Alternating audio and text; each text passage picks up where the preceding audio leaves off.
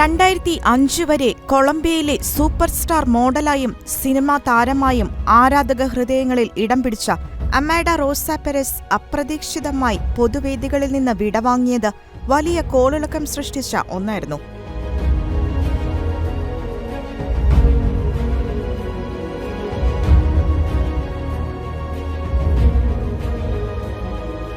'10 പൂർവാധികം സജീവമായി അമാഡ പൊതുവേദികളിൽ മടങ്ങിയെത്തിയതും വാർത്തകളിലും മാധ്യമങ്ങളിലും നിറഞ്ഞു നിന്നിരുന്നു.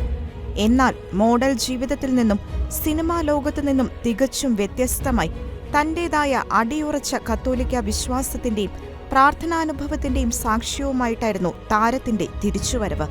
ജീവിത വ്യഗ്രതയുടെയും പ്രശസ്തിയുടെയും ലോകമോഹങ്ങളുടെയും മധ്യേ താൻ നേരിട്ട അസമാധാനവും നിരാശയും അർത്ഥശൂന്യതയുമെല്ലാം അവൾ മാധ്യമങ്ങളോട് പങ്കുവച്ചു.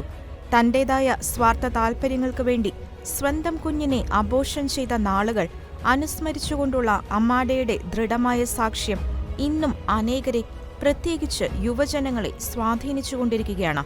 സ്ത്രീ സ്വാതന്ത്ര്യത്തിന്റെ പേരിൽ നടക്കുന്ന അസംഖ്യം ഗർഭസ്ഥ ശിശുഹത്യകളിലൂടെ യഥാർത്ഥത്തിൽ താനുൾപ്പെടെയുള്ള നിരവധി സ്ത്രീകൾ അനുഭവിക്കേണ്ടി വന്ന കുറ്റബോധവും വിഷാദവും രോഗങ്ങളും വിവരിച്ച അമാഡ ദൈവകരുണയെപ്പറ്റിയുള്ള ബോധ്യവും കുമ്പസാരത്തിലൂടെയുള്ള സൗഖ്യവും പരിശുദ്ധ മറിയത്തിന്റെ മാതൃസ്പർശവുമാണ് തന്നെ ജീവിതത്തിലേക്ക് മടക്കിക്കൊണ്ടുവന്നതെന്നും വ്യക്തമാക്കി.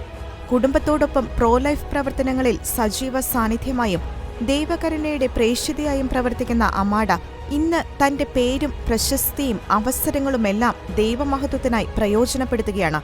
ബാഹ്യമോടിയിൽ ശ്രദ്ധ പതിപ്പിച്ച് സ്വയം മോഡലായി പൊതുവേദികളിൽ കയ്യടി നേടിയ അമാഡയ്ക്ക് തന്റെ മോഡൽ പരിശുദ്ധ മറിയമാണെന്നും കർത്താവിനൊപ്പമുള്ള ഓരോ നിമിഷവും തനിക്ക് അത്യന്തം ആനന്ദകരമാണെന്നും വിശുദ്ധ കുർബാനയും പരിശുദ്ധ ജപമാലയും കരുണക്കുന്തയും തന്റെ ജീവിതത്തെ സമാധാനപരമായി മുന്നോട്ട് നയിക്കുന്നു എന്നുമാണ് ഇന്ന് ലോകത്തോട് പറയാനുള്ളത്.